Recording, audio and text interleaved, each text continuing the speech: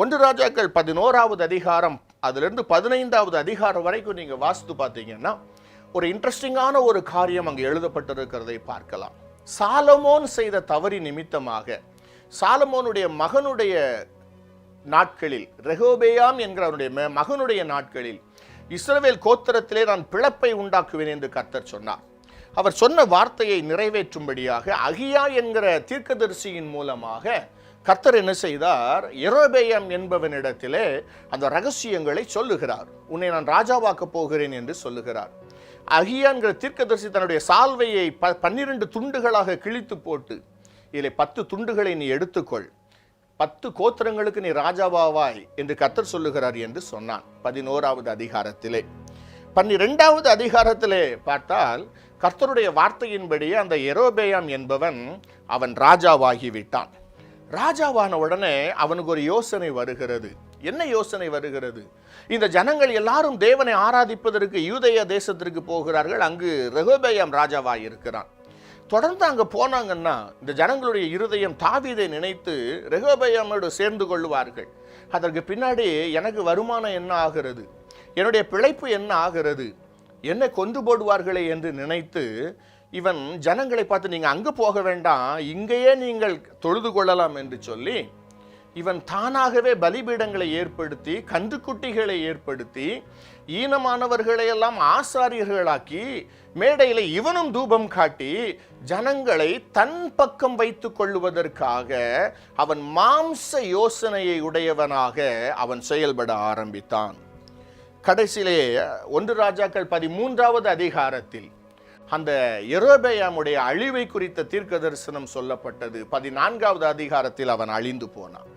அருமையான தேவனுடைய பிள்ளைகளே, இங்கு தேவனாலே அழைக்கப்பட்ட ஊழியக்காரனாகிய யெரொபெயாம் தேவ ஜனங்களை நடத்தும்படி, தேவ ஜனங்களுக்கு ராஜாவாய் இருந்த அவர்களை நடத்தும்படி, அவர்களை பாதுகாக்கும்படி கர்த்தராலே அபிஷேகம் பண்ணப்பட்ட ராஜாவாகிய யெரொபெயாம், கர்த்தராலே முன்குறிக்கப்பட்ட ராஜாவாகிய யெரொபெயாம் என்ன செய்தான் தெரியுமா?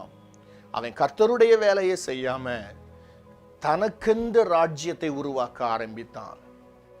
தான் வசதியா இருக்கணும், தன்னுடைய ராஜாங்கம் போயிடக்கூடாது, தனக்கு பணம் வேணும், தனக்கு அதிகாரம் வேணும், தான் சுகமா இருக்கணும் அப்படின்றத குறித்து அவன் யோசித்து அதை செயல்பட ஆரம்பித்தான். அருமையான அன்பு தேவனுடைய பிள்ளைகளே, ஊழியம் என்பது நரகத்தின் வாசலில் இருக்கிற மக்களை பிடித்து இழுப்பது. அதற்கு பெயர் தான் ஊழியம். இன்னைக்கு அநேக இடங்களிலே என்ன நடக்கிறது தெரியுமா?